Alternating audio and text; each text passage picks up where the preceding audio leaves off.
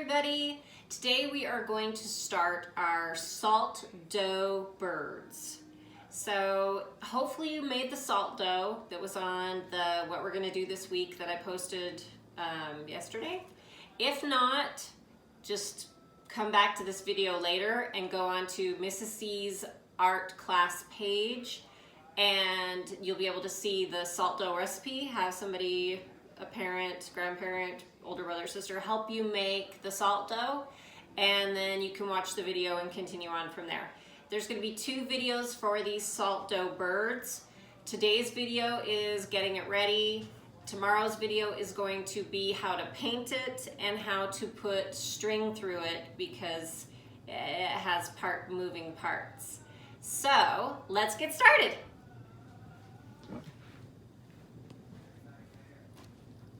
Okay, my wonderful assistant is going to assist me.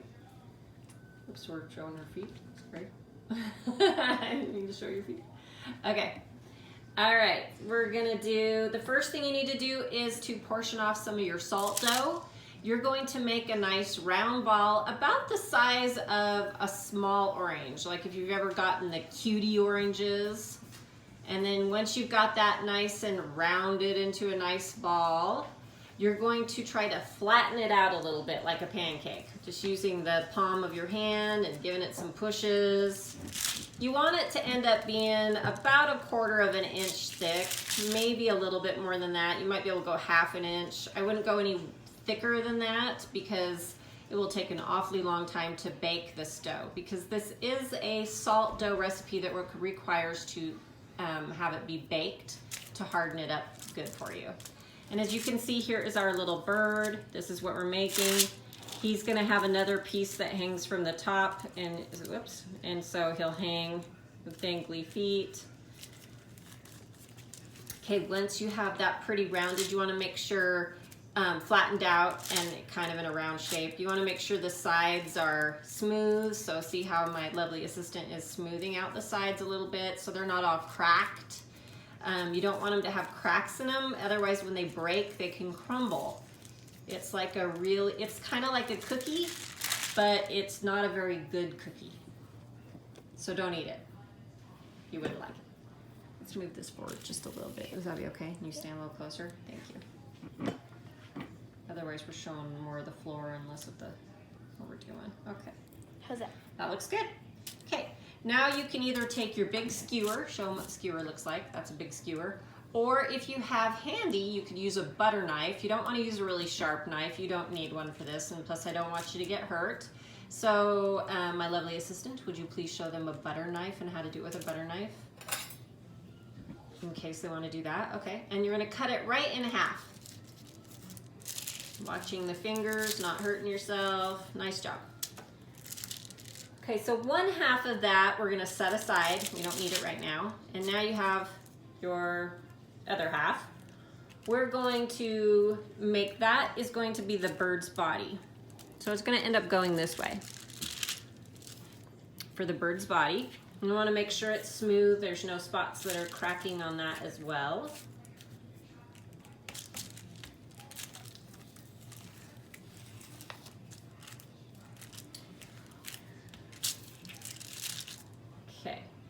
Now you're going to take out of your other salt dough, the remainder of your salt dough, or you have not your other half, but just out of your bowl, or in our case, it's in a baggie. She's gonna grab a little pinch off of that because we're gonna make its eyes. So just take a little chunk off there. It'll be for all the eye parts. Okay, so about that much. Then you're going to make 2 round balls about the size of, I want to say, a really big pea. Wouldn't you say so? Yeah. That might be a little big. It might be? Yeah, because once we flatten it. I guess if you want your bird to have really big, huge eyes, I think that would look cute, so you could totally do that. Or you'd make the ball a little bit smaller. And then when she's got that ball, she's gonna make 1 more because we need 2 eyes. That looks good. And we'll show you what we do with it after she has 2 balls made out of the dough, little balls.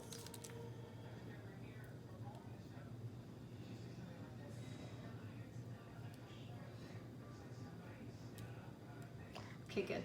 Now the same way that she flattened out her big circles, she's gonna flatten those out, but this time just using a finger. Or if you want, you can use your thumb, whatever you wanna use. These can be a little bit thicker than the body was. You could do those about a ½ inch thick or so. Again, make sure the sides are kind of smooth and not cracking. If your dough is a little bit dry, we have a spray bottle that we can use with water in it, just plain water, and we give it just a light misting of water to help put a little bit more moisture back into it so that it doesn't crumble and crack real easy. You don't want your dough to be really soggy or it won't mold for you very well. Okay, so those are the two first parts of the eye. The way she's going to connect those to the body is with the squirt gun. She's gonna put a little bit in her hand, or what you guys can do if you don't have a squirt gun, let me grab one, is use a little bowl of just a little bit of water in it and dab your finger in it. You're gonna put a little bit of water on the back of those eyes or on the body and then just gently push them into the body. You don't have to push very hard. We don't wanna make an indentation in the body. It just makes it a little bit sticky so they stick on. Okay, now she's gonna make two more even smaller little balls. These are gonna be the pupils of the eyes.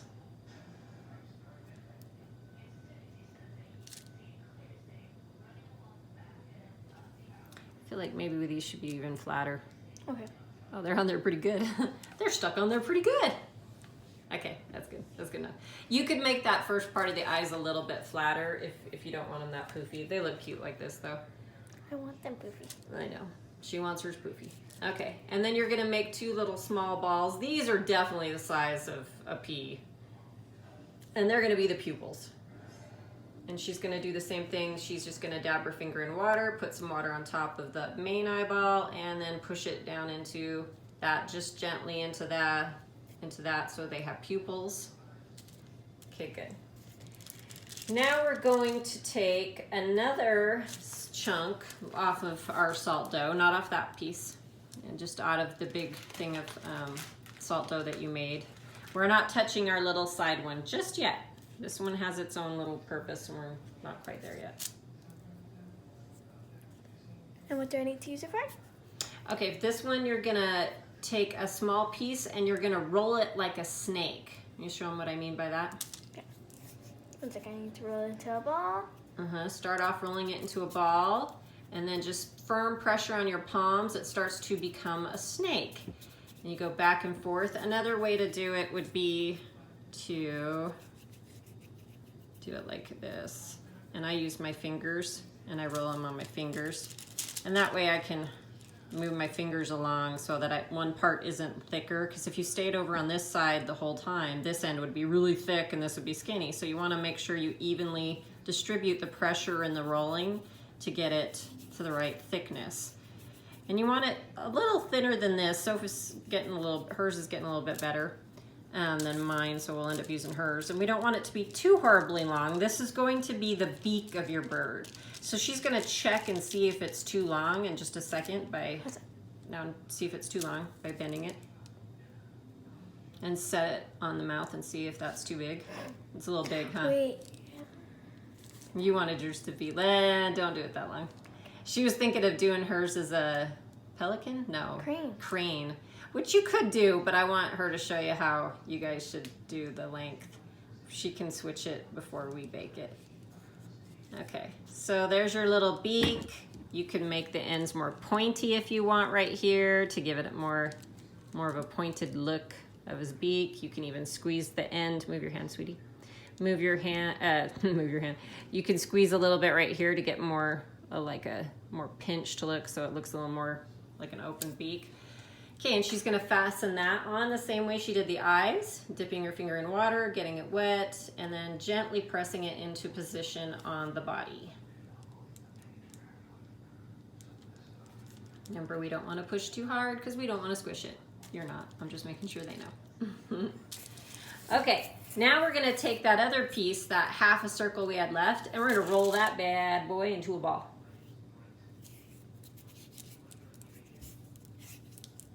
Because it's a little bit too big for what we want.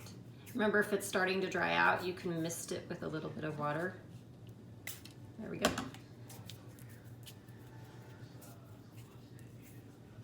Okay, now she's gonna flatten that into a pancake again with the palm of her hand. Yep, you might wanna move him so he doesn't get squished.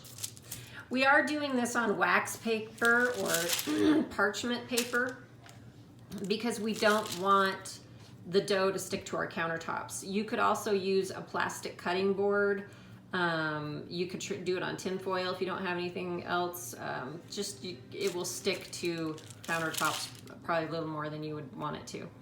Now when she gets that into a nice flat circle, she's going to once again cut it in half. Show them how to do it with a skewer this time. She uses the side of it and just slide it across. Oh, it does not work like that. Oh yeah, no, okay, do it your way. You were better at it. I was misleading her. She's gonna fix it. Sorry. Okay. When you use ceramic clay, you can slide it across, a skewer across, and it will slice through it like a knife, but apparently not with salt dough. Excuse me. It just takes it with it. Mm-hmm. It just drags it along. It's a little ride. So she's gonna use a knife, cut that in half. Now take whichever side looks the smallest, probably that one in your left hand, yeah. And that one is going to be the wing. So show them where the wing goes on the body before we do anything to it. Yep, super cute. Okay, now she's gonna add a little bit of definition to the wing by making little cuts in it. There's two different ways you can do it. I'm gonna show you on this one, and she'll show you on that one. I'll do the one that you. If you take, I dropped my skewer on the floor. I'll just explain really quick this one. Okay. Really, so how you do this one is you cut little triangles with your skewer, and like so, to create kind of like feathers. And now The look of a feather tip. Another thing you can do, okay, this is not blood on here, this is paint, but I'm gonna use the other end. Okay, the other thing you could do for adding a little bit of texture into your wing is just placing your skewer in and pressing it down and going around, sorry, I'm getting in your way, and going around almost like it's the rays of a sun. So you could do either way. I think that we'll do this one for today because we did the other one like that one. Okay, can I go? Yep. And then she's going to do the same thing and attach that to the body using the same little bowl of water, dipping her finger in there, getting the spot she needs it glued to wet, and then sticking on the wing. Placing it in position. That's good. I like it like that. Now it's gonna bend down a little right here. It won't be straight, but that's okay. That still looks cute. Good, okay. All right, now the next thing we need to do is add some holes in the body because we are going to have the legs, the legs are gonna be string and they're gonna hang off the body like this. There are also going to be holes at the top so you can put another string so you can hang it. So go ahead and do the 2 holes in the bottom of the body. They're gonna be about 1 inch to 1.25 inches apart. She'll hold it up gently and show you. You've gotta be really careful at this point when you move it around because it can fall apart. So what she's gonna do is she's going to very carefully, without stabbing herself, and you may need to have a parent or adult supervision with this part to help show you how to do it. She's running it through twice and it's going in between her 2 fingers. So she's not hitting herself. She's being extremely careful. So make sure that you're being extremely careful. I would, if you're younger, please have your mom or dad or grandma or older brother or sister do this for you, whoever your guardian is.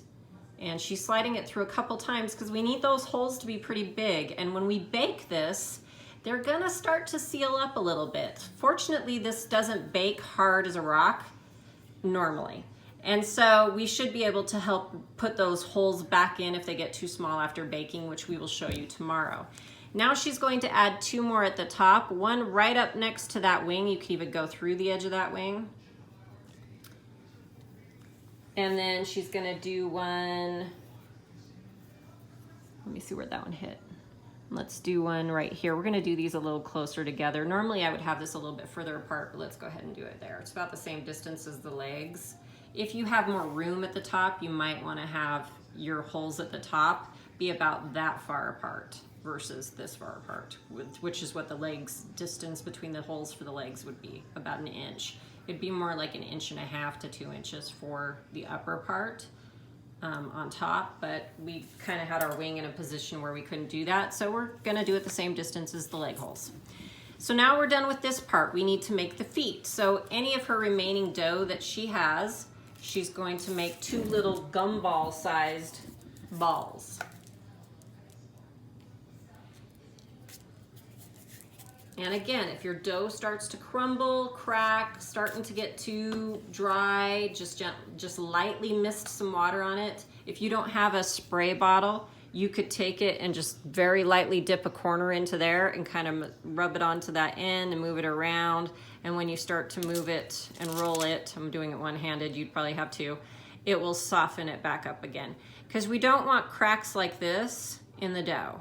And we don't want the edge to get all cracked. We don't have an example to show you, but if you do that and leave it like that, if you leave these cracks in like this, it will bake and become a weak spot, and this whole section right here could easily just crumble off when you try to thread it with your string to put his feet on his body. So you want to make sure it's nice and smooth, and then that's perfect, and you're just gonna gently tap it down a little so that it doesn't roll away, but you want them to be kind of round. Now, if you don't want the feet on your bird to be this big, you could go a little smaller than this, but we're gonna give him some big feet. You can give him a bigger beak, you know, go all out. Okay. Okay, perfect. Now, she's gonna make sure it's smooth, there's no cracks in it, it's not crumbling. If it looks good to her, she's gonna do the same thing she did on the body and use the skewer to go through the center of the ball all the way through. Again, I would prefer that you get adult supervision to help you do this and be very careful. We're using skewers. You can try to use not a Q-tip, that might not work. You can try to use a toothpick. We don't have any toothpicks. Toothpicks are smaller though in diameter, and so I worry that the hole won't be big enough for you to thread it through the string. You might be able to thread that small of a hole through with thread, like if you were gonna, like sewing thread or fishing line, but if you're gonna use string like we're using, you would have to have the hole be a little bit bigger. And I'll have her show you how big the holes are in the feet once she gets it threaded through, and she's making sure by going back and forth through it that helps widen the hole. And then, oop, down here, sweetie, you're too high. Oh, right here, show right there. Perfect, they need to be about that big. Yep, and we may have to try to reopen them after they bake. So now she's gonna take the cookie sheet. This cookie sheet is just a little one, we didn't need a big one. And I just put a piece of tin foil on it. That's what we've used before, and it seemed to work fine. You can use parchment paper and put it on there. I recommend you don't just put it onto the pan itself. It probably will stick unless you spray some non-stick cooking spray on it first, but I can't guarantee it still won't stick, so I like to use tin foil or parchment paper because it won't stick to that. All right, and then when it sits all ready like that, you will again need adult supervision to put it in the oven. We're not gonna show you us putting it in our oven, but we will put it in the oven so it's ready for tomorrow. But you will need help putting that in the oven. It has to be set at, what temperature? 250 degrees, and it bakes for 25 to 30 minutes. Do not add color to it yet. It needs to look just like, bring it back over, Soph. It needs to look just like we just did. Don't put any color on it. We're gonna bake it at 250 for 25 to 30 minutes, and it cooks kind of like a cookie. Then you're just gonna let it sit and cool for about another 15 to 20 minutes. Try not to mess with it and play with it while it's cooling or when it's dry, when it's done cooling, because you don't want it to crumble apart. It's kind of like a cookie. It will hold up pretty well, but it won't hold up being played with. So try to put it out of the way, and then join us tomorrow at 3 p.m. we'll teach you how to, leave it there, how to paint it and how to put the string through it. Again, use adult supervision to poke the holes through the salt dough and adult supervision to put this in the oven and take it out. I don't want to see anybody get hurt, okay? All right, I hope you guys had fun doing that, and we'll see you tomorrow.